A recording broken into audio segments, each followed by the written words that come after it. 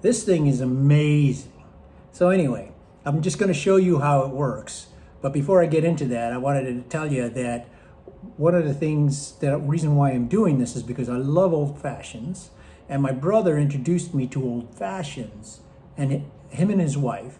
And one of the things that I noticed is whenever we'd go out to get just to eat and stuff, some of these old fashions came with a very beautiful spherical ice.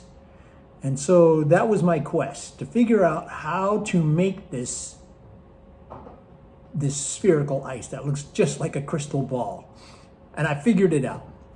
So here's how it works. After doing a lot of research on the internet, one of the things is that I had to first, number one, learn how to make clear ice. And the way I've learned it, the most cheap way, this is not the mass production type scenario, but it works wonderful. First of all, just let's take a look at this ice. See how clear this ice is. There is no impurities in it. It's super clear.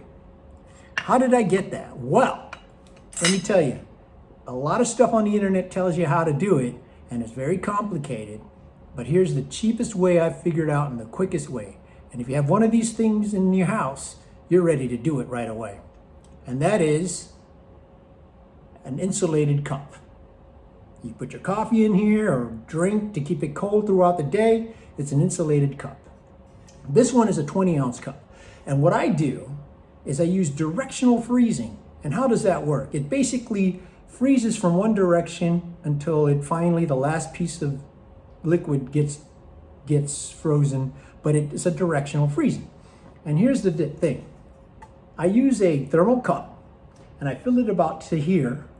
That's about 2/3 of the way or 3/4 of the way. When I fill it, I put it in the freezer for 24 hours. What ends up happening is it'll freeze this way, and by the time 24 hours comes out, there's a few little bit of water here, and that's fine.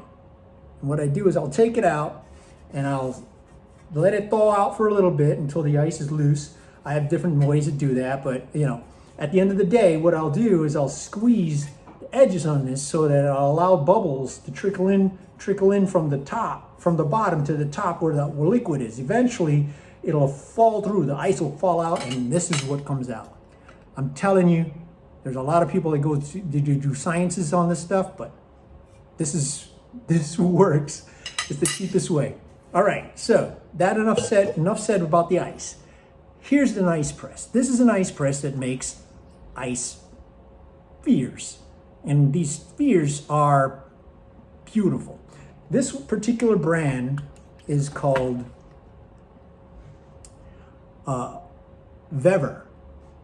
And Vever, I bought this on the internet. There's other brands. There's actually one that's crazy expensive. You can go that route. That's fine. But what I like to do is be able to just not spend a ton of money on that and just be able to just enjoy this process. It's not a mass ice production process. It's just a show thing. So anyhow, let me just get to it and show you how it works. After you get your ice, what you do is you take the ice press, open it up, and you put the ice formation into your ice press, and then you go ahead and slide the mechanism together. And what ends up happening is you're going to see this thing start to move on its own. What is happening here is thermal conduction. What happens is you have this aluminum, this is made out of aluminum, is transferring its heat onto the edges of the ice, basically causing the edges to melt while absorbing its coldness into it. So eventually at the end of this process, it's going to become cold, like ice cold. But look at, as you can see, what's happening here. You see water just trickling out. There's no electricity involved in this thing.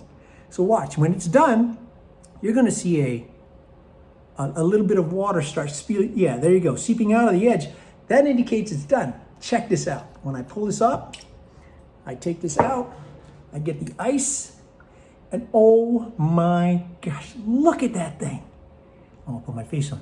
I'm upside down. I'm upside down.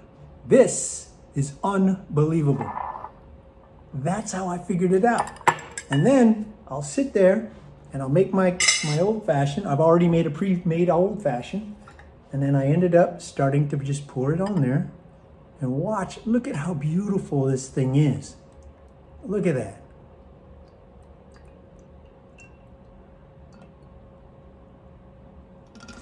Look at how clear that is. That is unbelievable. An ice sphere. Crazy clear. And then I'll just garnish it. I don't have oranges, but I do have a cherry. I'll set it on there and I'll enjoy it. So that's how I make these ice spheres. Anyway, enjoy your cocktail, especially the old fashioned.